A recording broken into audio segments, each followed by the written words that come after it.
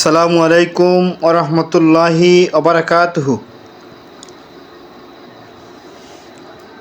সম্মানিত অডিয়েন্স ও ভিউয়ার্সগণ, এই মুহূর্তে যে যেখান থেকে দেখছেন সকলকে জানাচ্ছি আন্তরিক মোবারকবাদ।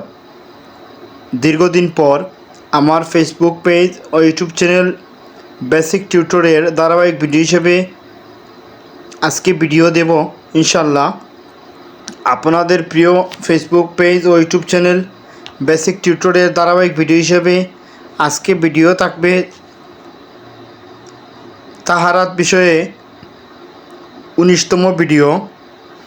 পেশাব পায়খানা কারের জন্য মাকরু বা অপছন্দনীয় কাজসমূহ। ক, খোলা জায়গায় প্রবাহিত বাতাসের বিপরীতমুখে পেশাব করতে বসা মাকরু, কেননা তাতে পেশাব শরীরে লেগে যাওয়ার সম্ভাবনা থাকে, যা থেকে সতর্কতা অবলম্বন করা অপরিহার্য।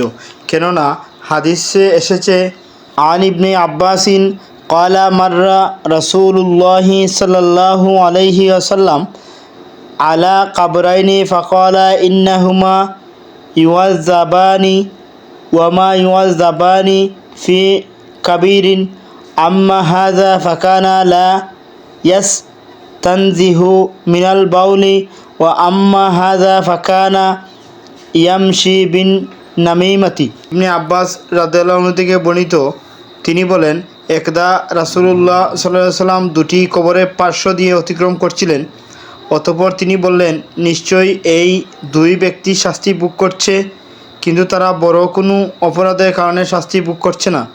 তার মধ্যে এই ব্যক্তি প্রস্রাব থেকে সতর্ক থাকত না, আর এই ব্যক্তি চুগলখুরি করে বেড়াতো ও পেশাব পায়খানা করা অবস্থায় সালাম ও উত্তর দেওয়া মাকরু।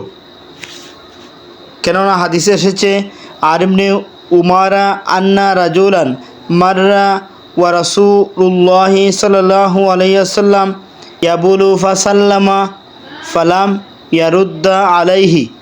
ইবনে উমর রাদিয়াল্লাহু আনহু থেকে বর্ণিত, এক ব্যক্তি পথ চলছিলেন এবং রাসূলুল্লাহ সাল্লাল্লাহু আলাইহি ওয়াসাল্লাম পেশাব করছিলেন। অতঃপর ওই ব্যক্তি রাসূল ইসলামকে সালাম দিলেন, কিন্তু রাসূল ইসলাম কোনো উত্তর দিলেন না।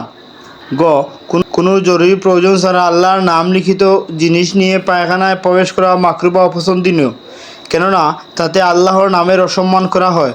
পক্ষান্তরে যদি জরুরি প্রয়োজনে কেউ আল্লাহর নাম লেখা আছে এমন জিনিস টয়লেটে নিয়ে প্রবেশ করে, তাহলে তাতে কোনো সমস্যা নেই। যেমন টাকার ওপর যদি আল্লাহর নাম লেখা থাকে, তাহলে সে টাকা নিয়ে টয়লেটে প্রবেশ করলে সমস্যা নেই, কেননা তা বাইরে রেখে প্রবেশ করলে হারিয়ে যাওয়ার অথবা ভুলে যাওয়ার আশঙ্কা থাকে। তবে কোরআন নিয়ে টয়লেটে প্রবেশ করা, তা প্রকাশ্যে হোক বা গোপনে হোক, হারিয়ে যাওয়ার বা ভুলে যাওয়ার আশঙ্কা থাকুক বা নাই থাকুক, সর্বাবস্থায় তা হারাম। সম্মানিত অডিয়েন্স ও ভিউয়ার্সগণ, আজকের ভিডিও থেকে আমরা যা জানলাম, আমরা সকলের জন্য আমল করতে পারি।